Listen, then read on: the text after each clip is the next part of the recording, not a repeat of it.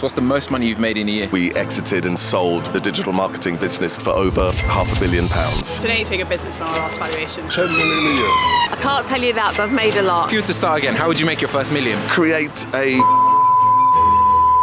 Such a smart one. What's $1 million opportunity no one's talking about? Here's one thing no one is talking about. What's one thing that rich people know that poor people don't about building wealth? It's not the hours that you work, but it's the value that you bring. And here is my top tip. Early 20th century, news articles saying man wouldn't fly for years, but the Wright brothers took flight a few years after that. Everything that exists today existed in somebody's head first, so be a dreamer, be a dreamer. Yo, my people, welcome back to the venture, the number one platform for aspiring entrepreneurs. Today, we're in Kensington High Street, one of the wealthiest parts of London. What we doing today, bro? Today, we're going to be interviewing millionaires, asking them how they made their millions and how you can do the same. So stay tuned, it's going to be a banger.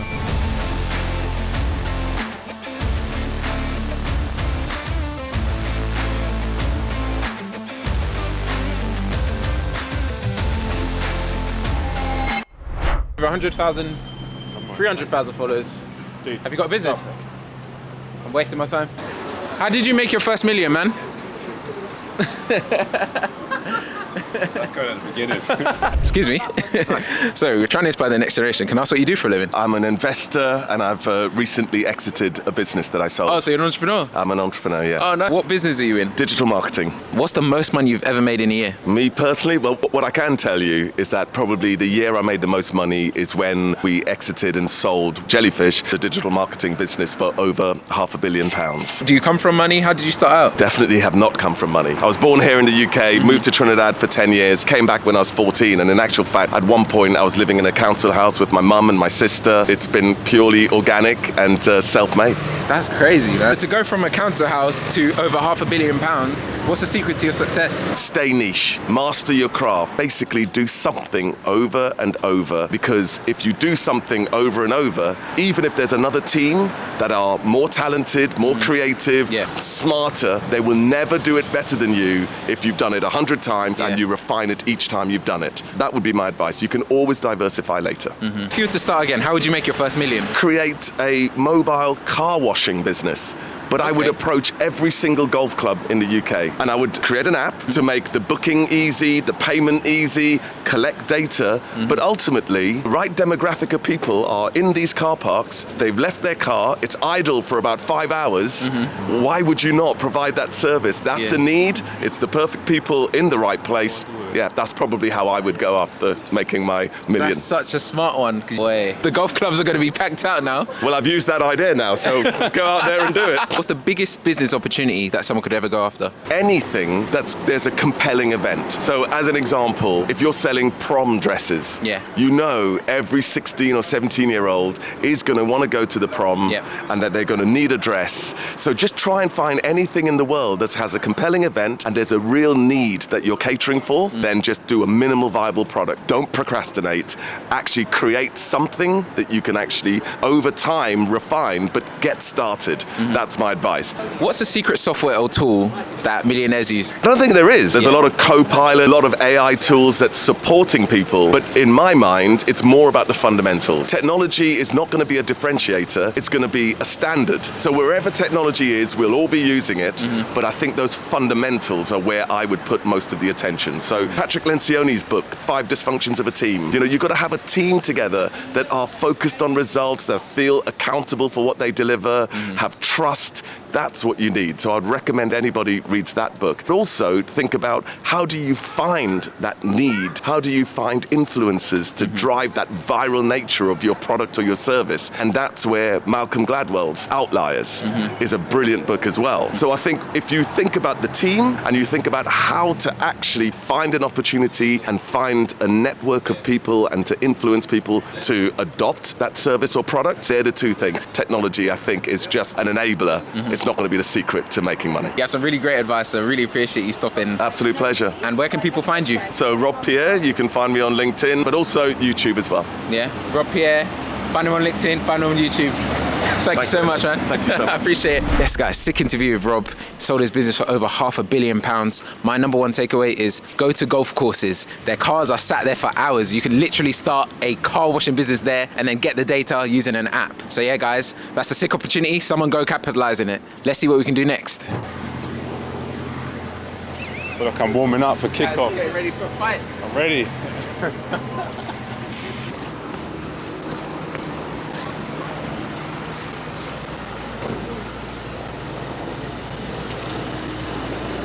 Sorry, man, can I ask you, what do you do for a living? How'd you make your first million? That's my brother car. What'd you do for a job, man? Nothing.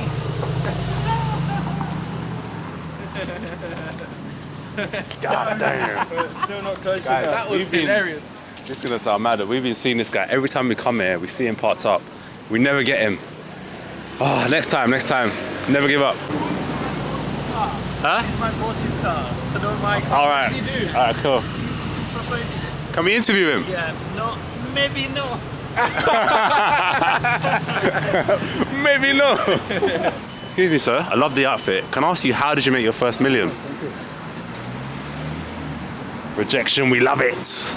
Guys, you know what I'm realizing is, I think someone said it recently, wealth is hidden, it's not shown. People with the most money are the guys in the most basic clothes, the rundown trainers, they got a cap on. You'd walk past them, they're the guys that have the super money. The guys with the flashy cars, that's entry level, man.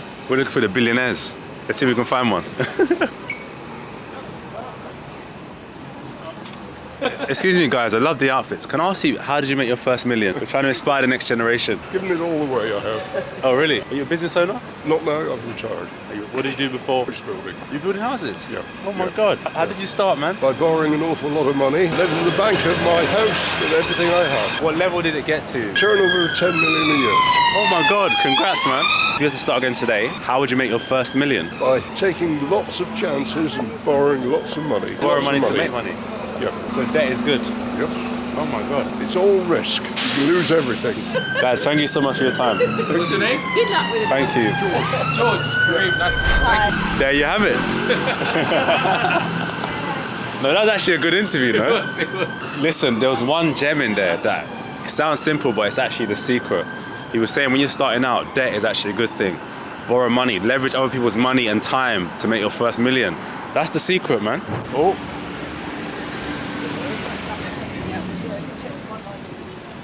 Excuse you, man. Can I ask you, how did you make your first million? Huh?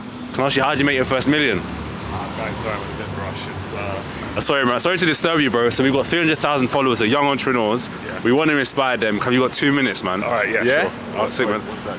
Guys, I'll call you back. Good. One sec. Yeah, what's up? Can I ask you, how did you make your first million, man? I'm running my own business. Sick. What kind of business, man? VR training platform. We train security officers and facilities staff like all over the world. That's it. What's the most the company's made, or what's the valuation? We're on track to cross $1 million in annual recurring payments very soon. Do you mind if I ask you a few more questions super quick? Yeah, sure. Yeah? Sick. Do you remember how much you started with, like the exact number and where you were? Zero, man. I bootstrapped at the beginning, worked night shifts at a hotel, lots of intensive hours, but tried to build up capital as quickly as I could so that I could then use that to fund things like ads for advertising services that I could do in a more comfortable setting, like web design and stuff. What's the number one tactical move you made to get there? I always have it's always easy to think when I have this, then I can do something. When I get funding, then I can do this. Because I have a business plan, now I can get some market feedback. Because I have market feedback, now I can go and actually try and pitch and get funding. There's always something you can do. But also, ship your product, man. Just get it out there. Yeah. People can't pay for something that you haven't given them. It's true, man. So I've got a challenge for you. Say I've got £2,000 in my pocket. If you had to start again, how would you make your first million? One of the first things I would do is make sure you're tackling a problem you genuinely feel passionate about and that you do want to solve. In these odd jobs that I was working as well during my uni days, that training just didn't work and Boring as well. Boring, but also I saw people get into hairy situations because they weren't prepared enough. Also a massive VR geek and a bit of a tech nerd at the time too, so I thought if I could blend the two worlds together, I could have something. Make sure that before you start spending the cash on fancy ads and all these things,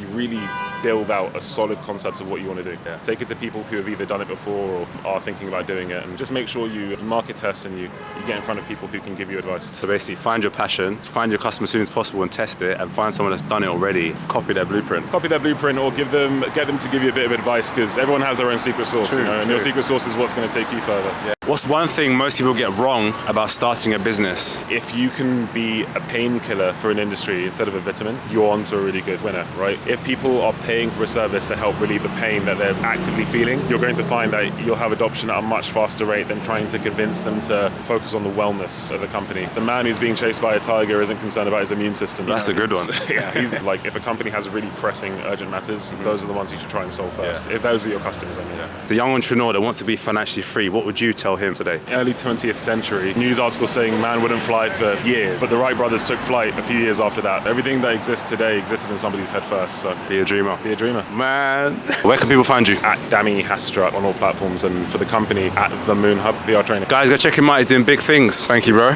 Cheers. Yes, guys, second interview with Dami. Go and check him out, man. He's doing big things. My biggest takeaway was if you're starting a business, make sure you're creating a painkiller and not a vitamin. He was saying that the man getting chased by a tiger doesn't care about his immune system. Make sure you're solving real problems. And that's where you need to start, man. We're not done. Let's keep going.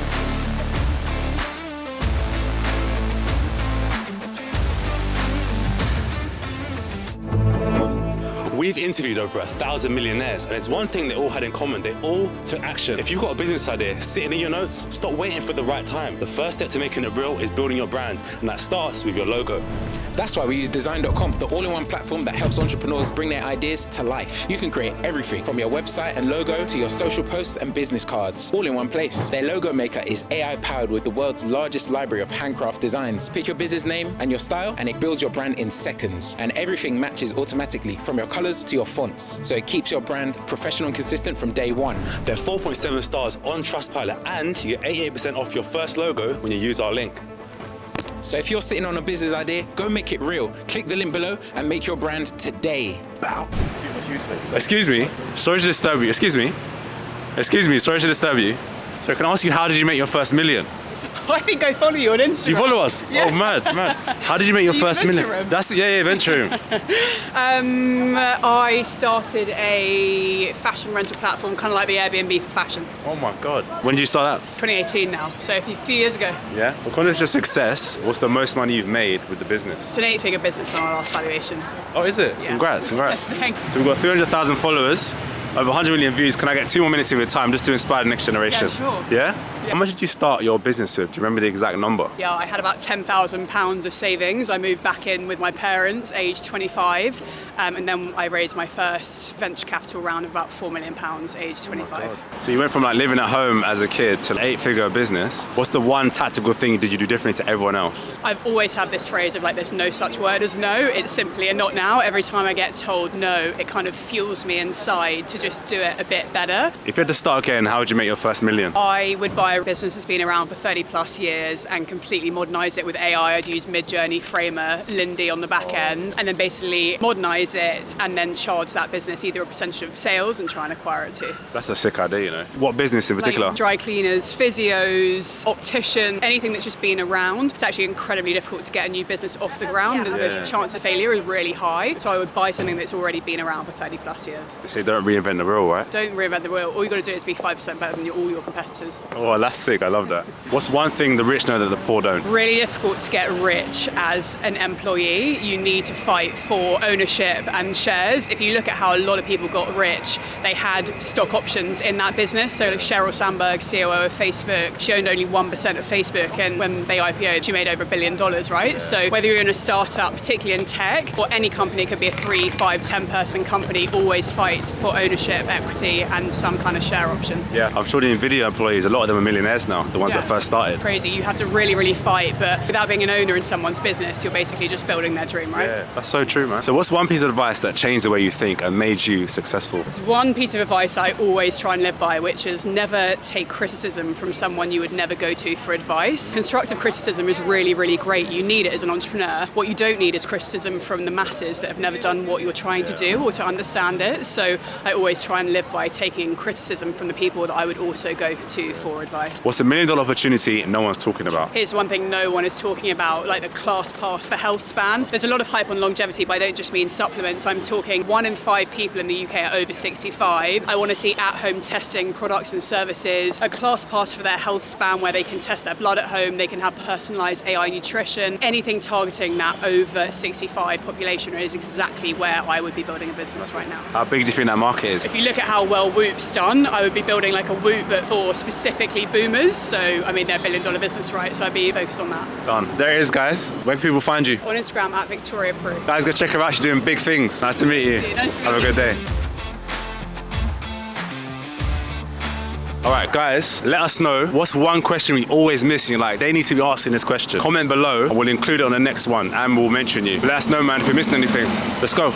Excuse me. Excuse me. Excuse me. How did you make your first million? Sorry, man, I didn't do it yet. Do you have a business? Yeah, we do business. What's your business, man? I watch your show, by the way. It's lovely. Oh. All the best. Coming half a year, and then we'll see. Yeah? All right, man, thank you. That was cool. Someone who's seen our stuff. It's nice, though, because you get encouragement and keeps you wanting to do more. So, yeah, man, let's keep it going. Excuse me, can I ask, how did you make your first million? How do you know that? How do you know that we made a million? You got the LV? I don't know. Oh, it's cold out today.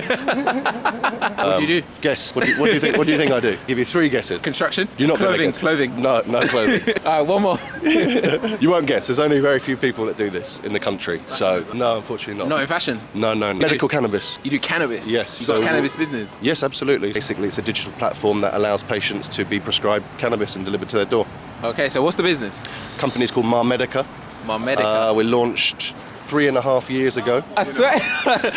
Did Snoop Dogg invest in your business? Yeah, something like that. We closed the funding round last month. VC, which invested in the business, was co-founded by him. So yeah. Okay, so in terms of revenue, what's the most money you've made in the business? Hopefully this year we're looking at revenue of around 28 million. What's one thing rich people know that poor people don't about building wealth? When others are most fearful, be most greedy. When others are being greedy, be most fearful. Rich people, they don't come in and out of those cycles. They're looking for opportunistic moments to make those purchases, and then they're in for the long run. And I think that's how they build their wealth. Where can people find you? On Instagram, john.robson. You can get us on all major platforms, Marmedica UK or marmedica.com. Wicked, man. Guys, make sure you check out John. Doing crazy things, man. Thank you, man. Thanks, Appreciate your time.